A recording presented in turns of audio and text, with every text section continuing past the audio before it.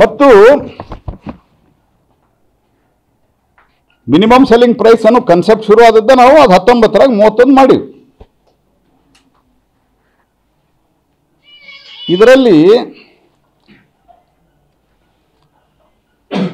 ನೀವು ನಿನ್ನೇನು ತೀರ್ಮಾನ ಮಾಡಿರಿ ಅದ್ರ ಬಗ್ಗೆ ನಾನು ಮಾತಾಡ್ಲಿಕ್ಕೆ ಹೋಗೋದಿಲ್ಲ. ಮಾತಾಡಿದ್ರೆ ಯಾಕಂದ್ರೆ ನಾವು ಯಾರಿಗೂ ಬಟ್ಕಾಯಿಸ್ಲಿಕ್ಕೆ ಇಲ್ಲಿ ಬಯಸೋದಿಲ್ಲ. It is not my intention. ಹಿಂಗಾಗಿ ನಿನ್ನೆ ಘಟನೆ ಬಗ್ಗೆ ನಾನು ಮಾತಾಡೋದಿಲ್ಲ. ಆದ್ರೆ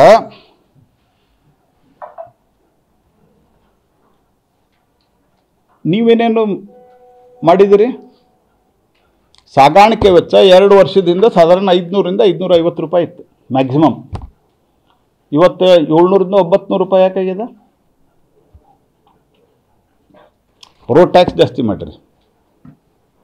ಆಲ್ ಕಮರ್ಷಿಯಲ್ ವೆಹಿಕಲ್ ಮೇಲೆ ಟ್ಯಾಕ್ಸ್ ಜಾಸ್ತಿ ಆಗಿದೆ ನಿಮ್ಮದು.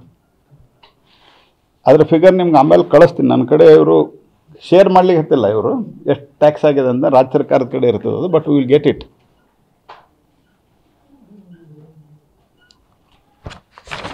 ಕೇಂದ್ರ ಸರ್ಕಾರ 2 ಬಾರಿ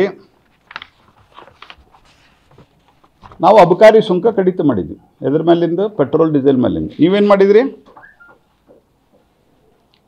ನಾವು ನವೆಂಬರ್ 4, 2021 ಒಮ್ಮೆ ಕಮ್ಮಿ ಮಾಡಿದ್ವಿ. ಡೀಸೆಲ್ಗೆ 5 ರೂಪಾಯಿ ಕಮ್ಮಿ ಮಾಡಿದ್ವಿ. ಅದು ಪೆಟ್ರೋಲಿಗೆ 5 ರೂಪಾಯಿ, ಡೀಸೆಲ್ಗೆ 10 ರೂಪಾಯಿ. 22 ಮೇ 2022ಕ್ಕೆ ಪೆಟ್ರೋಲಿಗೆ 8 ರೂಪಾಯಿ, ಡೀಸೆಲ್ಗೆ 6 ರೂಪಾಯಿ ಕಮ್ಮಿ ಮಾಡಿದ್ವಿ. ನೀವೇನು ಮಾಡಿದ್ರಿ? ಬಂದ ನಂತರ ಒಂದು ಇದು ಮಾಡಿದಾರಲ್ಲ, ಕಮಾಯಿ ಮಾಡಿರಲ್ಲ. ಸರ್ಕಾರ ಬರ್ತಿದ್ದಂಗೆ ರಾಜ್ಯ ಸರ್ಕಾರ 15 ಜೂನ್ 2024ಕ್ಕೆ 3 ರೂಪಾಯಿ 5 ರೂಪಾಯಿ ಜಾಸ್ತಿ ಮಾಡಿ, 3 ರೂಪಾಯಿ 2 ಪೈಸಾ ಜಾಸ್ತಿ ಮಾಡಿದರು.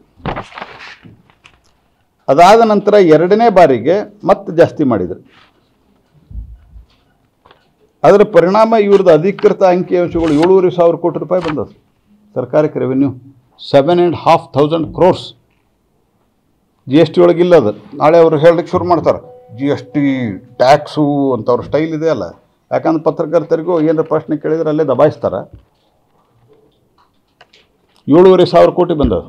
ನಿನ್ನೆ 50 ರೂಪಾಯಿ ಕೊಡ್ತೀವಿ ಅಂತ ಹೇಳಿದ ಮೇಲೆ 281 ಕೋಟಿ ರೂಪಾಯಿ ರೈತರಿಗೆ ಕೊಟ್ಟಿರಿ. ನೀವು ಡ್ರಾಮಾ ಮಾಡೋದು ಬಂದ್ ಮಾಡಿರಿ. ನೀವು ಇದನ್ನು ಜನ ಮೋದಿ ಸರ್ಕಾರ ಜನಪರವಾಗಿರೋದಕ್ಕೆ NDAನ 3ನೇ ಸರ್ತಿ ಅಧಿಕಾರಕ್ಕೆ ತಂದಾರ. ನಿಮ್ಮ ಅನುಕಂಪದಿಂದ ಅಥವಾ ನಿಮ್ಮ ಮರಸಿಯೊಳಗೆ ನಾವು ಇಲ್ಲ. ರೈತರೇ ನಮ್ಗೆ ಓಟ್ ಹಾಕಿರೋದು.